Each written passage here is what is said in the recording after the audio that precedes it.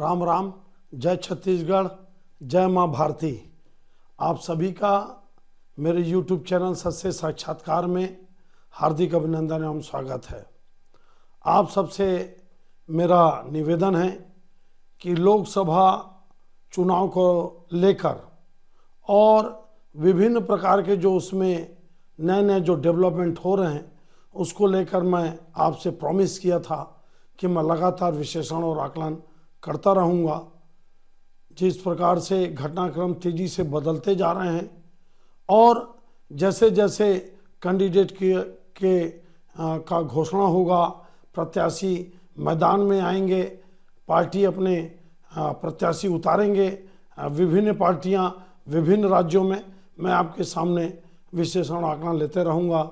लेकिन पुनः आपसे निवेदन करता हूँ कि मेरे इस विश्लेषण को, मेरे इस आकलन को और मेरे सत्य साक्षात्कार चैनल को आप लगातार सब्सक्राइब करते रहिए और हिंदुस्तान के जितने भी आपके परिचित, आपके रिश्तेदार, नातेदार के जो व्हाट्सएप ग्रुप है या पर्सनल व्हाट्सएप नंबर है, उस पर आपको अगर उचित लगे और विश्लेषण सही लगे तो आप इसको शेयर भी करते रहिए।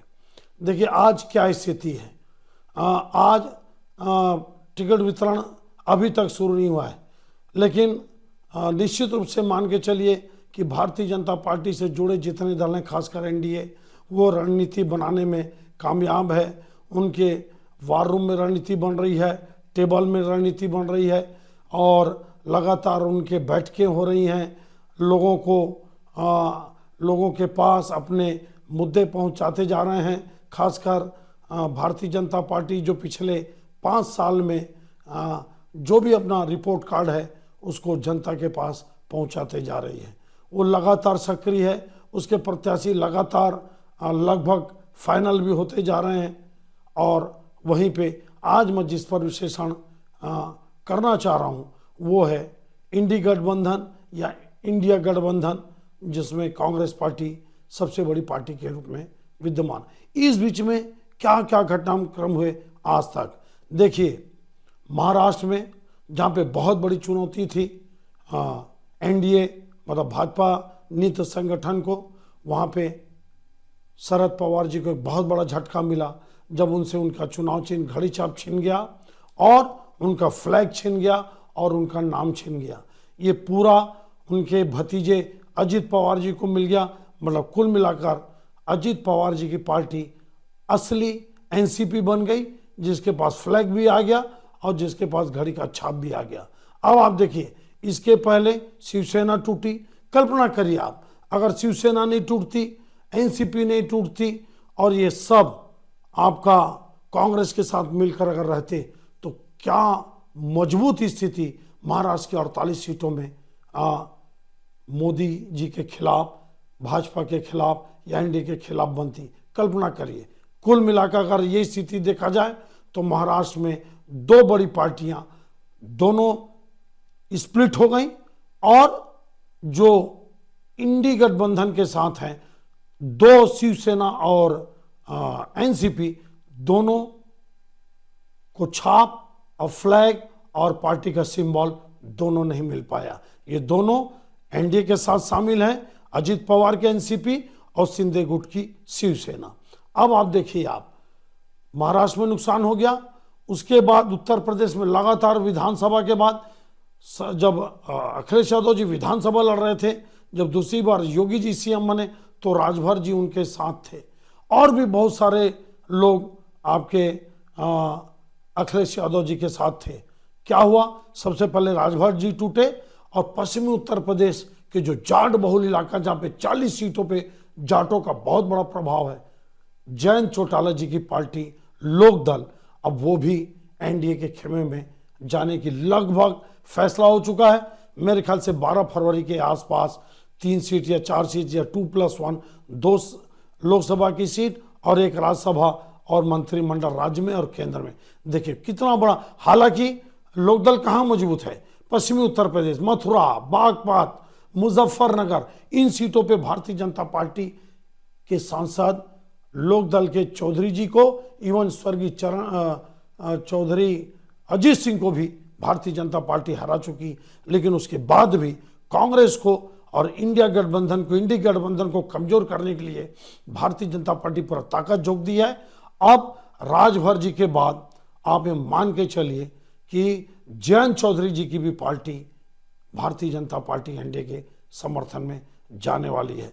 निषादों की पार्टी संजय निषाद जी, राज सोहेलदेव की पार्टी राजभर जी, अपना दल की आपकी जो पटेल हैं सोहनलाल जी पटेल की बेटी, वो अभी मंत्री हैं, मिर्जापुर से जीत के आती हैं, वो उनकी पार्टी, मतलब कुल मिलाकर 80 की 80 सीटों पे जबरदस्त भारतीय जनता पार्टी एक रणनीति बनाते चले जा रही है। उसके बाद आप बिहार में देखिए, नीतीश कुमार जी जो मुखिया थे इंडी गठबंधन बनाने में, जिन्होंने शुरुआत किया, जो भाजपा से अलग होकर आरजेडी के साथ गए, आज क्या स्थिति है देखिए आप। बिहार में पुनः वो भाजपा के साथ आ गए। इसके पहले कुशवाहा जी आपके वो तो पहले ही छोड़ के आ गए थे नीतीश कुमार जी और आरजेडी को। इस प्रकार से अब बच्चे बिहार में दो ही पार्टी बचती है आपकी, आरजेडी और कांग्रेस। बहुत बुरी स्थिति में है कांग्रेस बिहार में। देखते जाइए अभी क्या स्थिति होगी वहां पे। जो भी मुकाबला होगा आरजेडी को होगा, और जितने खाते की सीट कांग्रेस को जाएगी उसमें कांग्रेस को बड़ा नुकसान होगा। उसके अलावा देखिए पिछला चुनाव मांझी जी आरजेडी के साथ मिलकर लड़े थे, उनके 4 एमएलए हैं, वो भी अब देखिए आप एनडीए में आ गए। इस तरह से बिहार, उत्तर प्रदेश, देखते जाइए आप कैसे इंडिया गठबंधन को किस प्रकार से मोदी जी और भाजपा कैसे बिखराव करते जा रही, कैसे उनको कमजोर करते जा रही है। या रणनीति के तहत, या आप मान के चलिए राहुल गांधी जी से दूरी, या सोनिया गांधी जी का इनएक्टिव होना। और राहुल गांधी जी का इस बारे में मैं बोल चुका हूं कि जब उनको रणनीति बनाना था तब वो पैदल घूमने निकले। और वैसे भी आप देख लीजिए मीडिया में जो पहले पद यात्रा में जो उनको चर्चा मिला था, वो केंद्र बिंदु थे, उसका 50% भी राहुल गांधी जी को इस समय मीडिया महत्व नहीं दे रही है, और नुकसान अलग हो रहा है, छोड़ छोड़ के जा रहे हैं। उसके बाद अब आप देखिए आप कर्नाटक में विधानसभा चुनाव, आपका जेडीएस देवेगौड़ा जी की पार्टी अलग लड़ी, बीजेपी अलग लड़ी और कांग्रेस पार्टी अलग लड़ी। क्या स्थिति हुई, तुरंत विधानसभा के बाद बीजेपी ने वहां पे जेडीएस देवेगौड़ा जी के साथ समझौता कर लिया। इस तरह से अब कर्नाटक में, हालांकि कर्नाटक में बीजेपी समझौता नहीं होता तो भी बहुत मजबूत थी, लगभग 24-25 सीट पिछले चुनाव में बीजेपी वहां जीती थी। और कर्नाटक में सरकार आने के बाद क्या स्थिति होगी मैं ये बाद में बताऊंगा।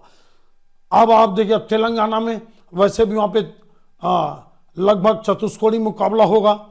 मेरे को नहीं लगता कि चंद्रशेखर राव जी बीजेपी के साथ आएंगे, मेरे को नहीं लगता, सवाल ही नहीं उठता।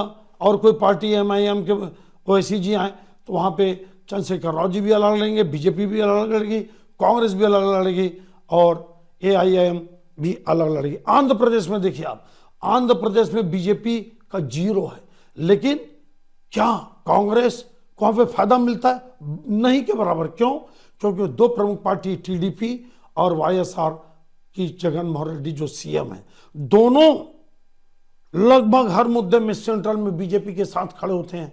आज लोकसभा में मेरे को लगता है कि टीडीपी का बीजेपी के साथ अलायंस हो जाएगा। हालांकि 2 दिन पहले टीडीपी के चंद्रबाबू नायडू जी अमित शाह जी से मिलके गए और आज जगन मोहन रेड्डी जी की मुलाकात मेरे ख्याल से मोदी जी के साथ होनी तय।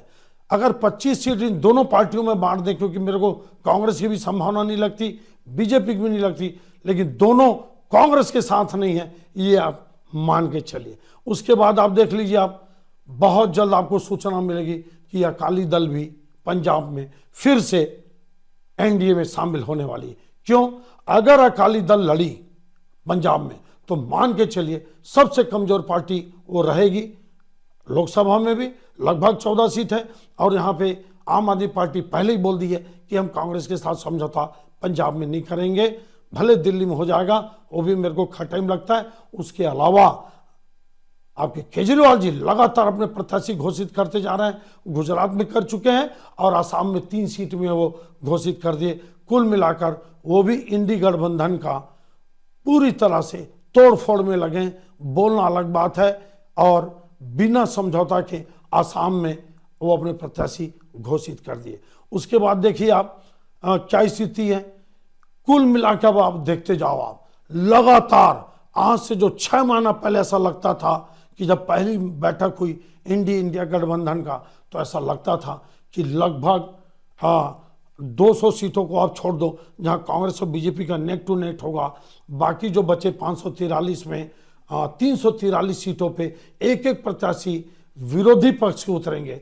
उस समीकरण में, उस एकता में मिट्टी पलीत कांग्रेस करते जा रही है। सिर्फ इनएक्टिव होने के कारण, ध्यान नहीं देने के कारण, अपने मस्ती में राहुल गांधी जी के पदयात्रा में रहने के कारण, या रणनीति या प्लानिंग या मैनेजमेंट नहीं होने के कारण आज ये स्थिति हो गई कि लगभग ये मान के चलिए, पहले भी था, आज भी मैं बोलता हूं कि लगातार कांग्रेस पार्टी और उसका इंडिया गठबंधन कमजोर होते जा रहा है। अभी और देखिए कौन कौन पार्टी टूट सकती है।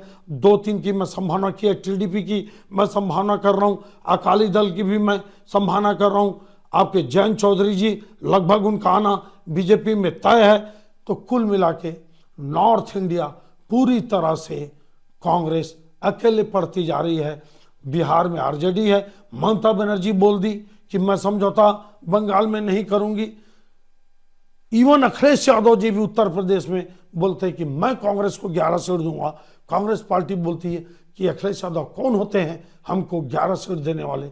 वहां भी बड़े खतरे की घंटी है। और वैसे में लगभग 3% के आसपास कांग्रेस उत्तर प्रदेश में खड़ी है। वहां कोई संभावना नहीं है जब तक सपा से मिलकर वो ना लड़े।